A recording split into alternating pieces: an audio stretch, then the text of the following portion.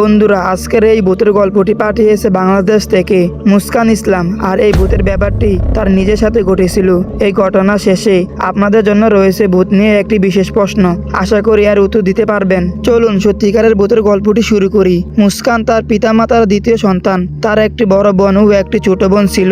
Rail লাইনের পাশে বেশ নিরিবিলি পরিবেশ একটি বাড়িতে থাকতো মুস্কানের পরিবার। তাদের বাড়ির পাশে ছিল কেবলমাত্র একটি বাড়ি। সেখানে মুস্কান এক প্রতিবেশী বসবাস করত।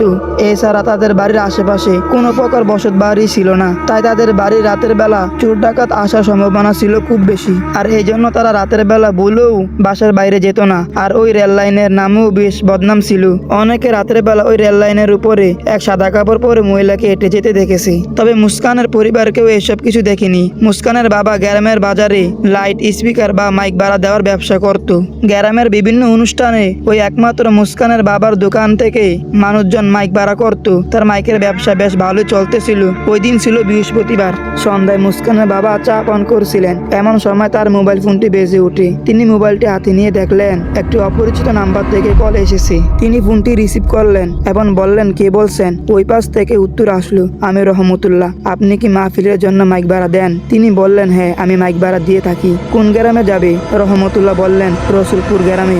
আগামীকাল রাতে মাহফিল হবে। কালকে বিকালের মধ্যেই আমার 6টি মাইক লাগবে। তিনি বললেন, ঠিক আছে, সমস্যা নেই, আমি কালকে বিকালের আগেই 6টি মাইক পাঠিয়ে দেব। তারপর রহমতুল্লাহ বললেন, আর হ্যাঁ, আপনাকে কিন্তু কালকে রাতেই মাহফিলের পরে মাইকগুলো নিয়ে যেতে হবে। এলাকায় আজকাল বিষণ্ণ উৎপাত, আমরা আপনার মাইকে দায়িত্ব নিতে পারবো না। মুস্কানের বাবা বললেন, আচ্ছা ঠিক আছে, আপনাকে এই নিয়ে চিন্তা করতে হবে না। ফোন রেখে মুস্কানের বাবা বেশ চিন্তায় পড়ে গেলেন। কালকে রাতে যেহেতু ওই মাইকগুলো ফেরত আনতে হবে, যেহেতু সে তার নিজের বাসায় থাকতে পারবে না, তাই তার বাসা নিয়ে বেশ চিন্তা হচ্ছিল। পরের দিন দুপুরে খাওয়া শেষে মুস্কানের বাবা মাকে বললেন, দেখো, আজকে রাতে আমার বাসায় ফিরতে ভোর বা সকাল হতে পারে। রাতে তুমি বাসা জানালা দরজা খুব ভালো করে আটকে রেখো। ওই দিন সন্ধ্যা থেকেই মুস্কান মনে মনে কেন জানি ভয় পাচ্ছিল। সন্ধ্যা থেকে চারদিকে একেবারে ঘুরঘুটে অন্ধকার ছিল। মনে হচ্ছিল যেন আমাবস্যার রাত। এদিকে তখন মুস্কানের ছোট বোনটি ঘুমানোর জন্য তার মাকে জ্বালাচ্ছিল। এবার মুস্কানের মা তার 3টি মেয়ের জন্য খাবারের ব্যবস্থা করলেন। খাওয়া দাওয়া শেষে মুস্কানের ছোট বোন ও তার মা ঘুমাতে গেলেন। মুস্কানের বড় বোন তার রুমে চলে গেল। এবার মুস্কান একা বসে টিভি দেখা শুরু করলো। হঠাৎ কিছু সময়ের পর সে তাদের বাড়ির বাইরে কোনো ব্যক্তি দৌড়ানোর শব্দ শুনতে পেল। সে কিছুটা ভয় পেল। এবার যেন ওই একই দৌড়ানোর শব্দ তাদের বাড়ির ছাদের উপর থেকে শুনতে পেল। বিষণ্ণ ভয়ে মুস্কান টিভি বন্ধ করে তার মায়ের পাশে যেয়ে শুয়ে পড়ল।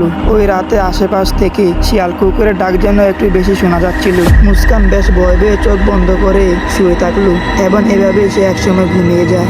রাত তখন প্রায় 2টা বাজে। দরজা কড়া শব্দে ঘুম ভেঙে গেল মুস্কানের। দ্রুত ঘুম থেকে উঠে মুস্কানের মনে করলো তার বাবা হয়তো চলে এসেছে। আর সেই সাথে সে আরো অবাক হলো যে কেন তার মায়ের ঘুম ভাঙেনি। পরক্ষণেই তার মনে হলো সারাদিন পরিশ্রম করে তার মা খুব ক্লান্ত, তাই গভীর ঘুমে ঘুমাচ্ছে। তাই সে সিদ্ধান্ত নিল সে নিজে দরজা খুলবে। ঠিক ওই সময় আবার বাড়ির প্রধান দরজার কড়া শব্দ শুনতে পেল। মুস্কান সে এবার দ্রুত দরজার দিকে এগিয়ে গেল। দরজার কাছে যেতেই তার বাবার একটি সতর্ক কথা তার মনে পড়লো। তার বাবা বলেছিল, আমার কণ্ঠস্বর ছাড়া দরজা খুলবে না, আর অবশ্যই দরজার সিকিউরিটির হলে চোখ দিয়ে বাইরের মানুষটিকে দেখে নিস। এবার মুস্কান দরজার সিকিউরিটির হলে চোখ রাখলো আর সাথে সাথে অবাক হয়ে গেল। দরজার ওই পাশে কেউ নেই। মুস্কান এবার খুব ভয় পেল। ঠিক এই সময় আবার সেই দরজার কুড়ানাড়া শব্দ। মুস্কান বেশ চুকিয়ে গেল। এক অদৃশ্য শক্তি তাকে আবার ওই দরজার সিকিউরিটির হলে চোখ রাখতে বাধ্য করলো। এবার তার দৃষ্টি সোজা গেল ওই রেল লাইনের উপর। একজন মানুষ দাঁড়িয়ে আছে। হঠাৎ রেল লাইন সহ ওই ব্যক্তি মুস্কানের বাড়ির দরজার দিকে এগিয়ে আসতে লাগলো। মুস্কান ভয় ভয়ে সেখানে কাঁপতে লাগলো। মুস্কানের ক্ষমতাও ছিল না যে সে ওই দরজা থেকে পালিয়ে যাবে। সে বিস্মিত দৃষ্টিতে দেখতে থাকলো রেল লাইন সহ ওই ব্যক্তিটি তাদের দরজার কাছে এসে দাঁড়িয়েছে। ব্যক্তিটির চেহারা অন্ধকারের জন্য বোঝা যাচ্ছিল না। এবার ওই ব্যক্তিটি তার লম্বা হাত বাড়িয়ে টোকা দিতে লাগলো এবং বলতে লাগলো, ওই দরজা খুল। ওই কথা শুনে সে সেখানে অজ্ঞান হয়ে পড়ে গেল। মুস্কান পরের দিন সকালে জ্ঞান ফিরতেই মুস্কান নিজেকে বিছানায় আবিষ্কার করে। সে তার বাবা মাকে রাতের ওই ভূতের ঘটনা জানায়, কিন্তু তার বাবা মা তাকে বোঝায় যে সে আসলে কোনো দুঃস্বপ্ন দেখেছিল। তবে তার বাবা মা দরজার কাছে অজ্ঞান হয়ে পড়ে থাকার ব্যাপারে কোনো মন্তব্য করেনি। বন্ধুরা, আপনাদের কি মনে হয় আসলে মুস্কান কি কোনো প্রকার প্রকার ভূত বা আত্মা দেখেছিল। আপনার মূল্যবান মতামত অবশ্যই নিচের কমেন্টে জানান। তো যাই হোক, আজকে এই পর্যন্তই। সবাই সুস্থ থাকবেন, ভালো থাকবেন, আমার জন্য দোয়া করবেন। আর হ্যাঁ, আরেকটা কথা, এই ভিডিওটা বানাইতে আমার ফার্সি। তো যাই হোক, এতটুকুই। খোদা হাফেজ।